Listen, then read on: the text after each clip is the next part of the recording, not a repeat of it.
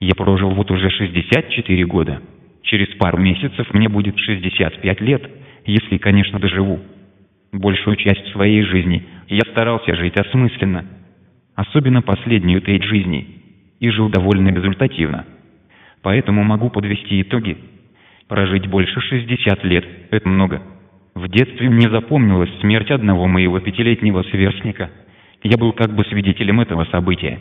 Мы вместе с ним смотрели, как рабочие пилили огромную вековую липу. Но я за день до этого уже видел, как пилили такую же старинную липу. Видел, как она упала.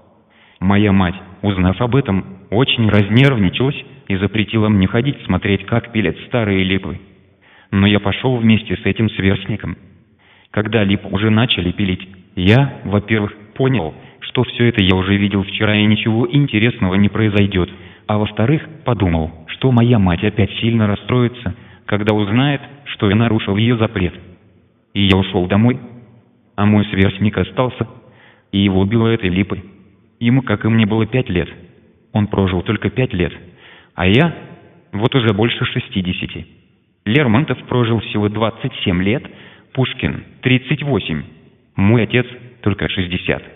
Теперь, когда мне за 60, я невольно обращаю внимание на сообщения о смерти публичных людей, известных артистов, политиков, музыкантов, певцов.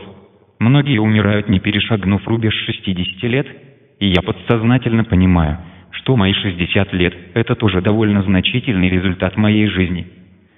Конечно, для писателя, главная деятельность которого – писание книг, результативность жизни во многом заключается в количестве написанных им книг, разумеется, с учетом качества уровня написанного, то есть его собрания сочинений. Я сейчас собираю и привожу в порядок все написанное. 50 томов, может быть, чуть больше. Такое количество было для меня даже неожиданно. Это ведь очень много. Я колебался, включать ли в собрание сочинений детский Плутарх. Он не доработан, не приведен в тот вид, в который я бы хотел и мог его привести. Но вряд ли я сделаю это в ближайшее время, поэтому включил то, что есть. Это собрание сочинений я помещу на сайте в интернете, а там увеличение объема не так важно, как в обычном издании. 50 томов – это много.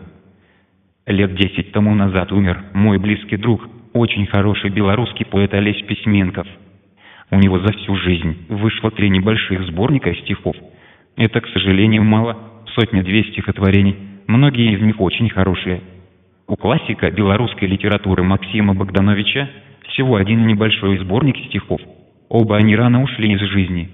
У писателей разные судьбы, разное количество книг собрания сочинений. У Лермонтова это 4 тома, у Пушкина 10, у Льва Толстого 20 томов произведений, а всего написанного 90 томов, у Андерсена 3 тома сказок и 30 томов забытых пьес и романов, качество которых ниже среднего. У Грибоедова, по сути дела, 1 пьеса, у Сухово-Кобылина 3 пьесы, у Фета 1 сборник стихов и 3 тома замечательных воспоминаний, у Тютчева 1 сборник стихов. Конечно, качество важнее количества, а сборники стихов Тютчева или Фета, не помню, кто написал очень точную эпиграмму.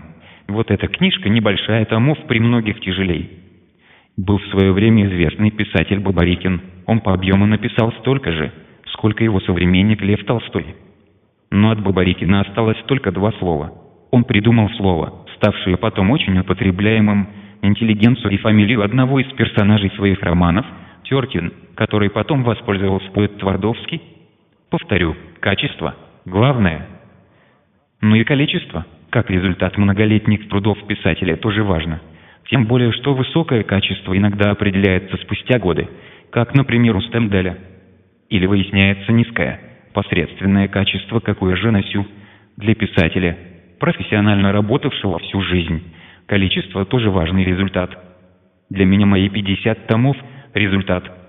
Из них томов 15 – собственные художественные произведения, плюс несколько авторских книг, написанных на основе произведений других писателей, такие как «Приключения Алисы в стране чудес» или «Золушка из сказки Перо в моем пересказе». Ну и детский Плутарх и такие же познавательно-учебные книги. По моей самооценке, результат для писателя, который добросовестно трудился, а не лентяйничал, вполне достойный.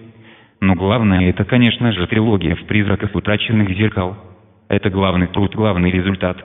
Хотя, может быть, я ее и продолжу, если будет возможность и обстоятельства позволят. Но об этом в следующем видеоролике.